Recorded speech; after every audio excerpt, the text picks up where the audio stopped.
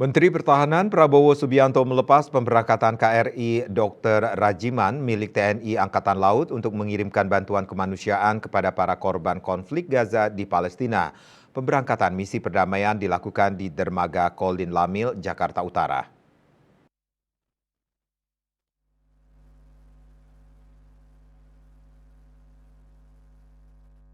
Bertempat di Dermaga Kolin Lamil, Jakarta Utara, Menteri Pertahanan Prabowo Subianto melepas pemberangkatan KRI Dr. Rajiman milik TNI Angkatan Laut untuk mengirimkan bantuan kemanusiaan kepada para korban konflik Gaza di Palestina.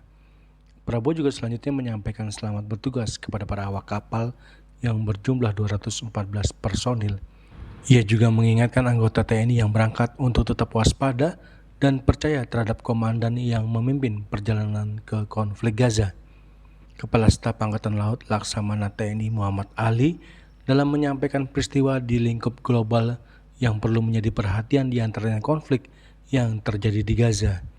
TNI AL berkomitmen untuk memberikan pengabdian terbaik dalam setiap tugas yang diamanahkan, terutama yang bermanfaat bagi masyarakat Indonesia maupun internasional, seperti dalam hal bantuan kemanusiaan, bantuan yang dikirimkan berupa bahan makanan, selimut, pakaian, perlengkapan bayi, pakaian wanita, susu, dan ada juga tenda lapangan, kebersihan, air mineral, perlengkapan ibadah, dan lain sebagainya.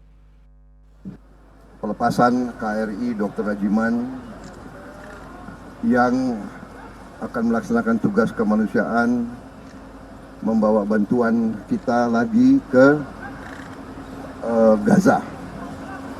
Mereka akan berangkat selama 15 hari, akan di situ beberapa hari, dan kita masih negosiasi apakah mereka bisa bertahan di situ untuk melayani.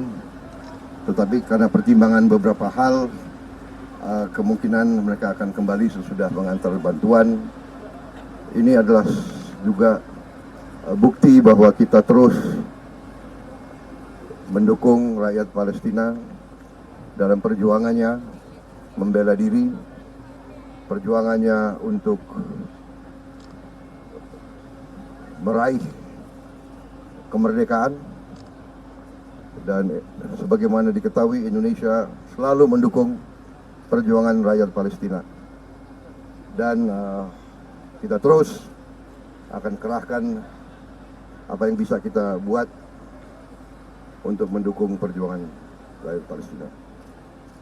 Saya sudah bicara dengan Komandan Satgas dan Kapten. Dari Jakarta, Juli Suwarta dan Ketut Sumadiasa melaporkan.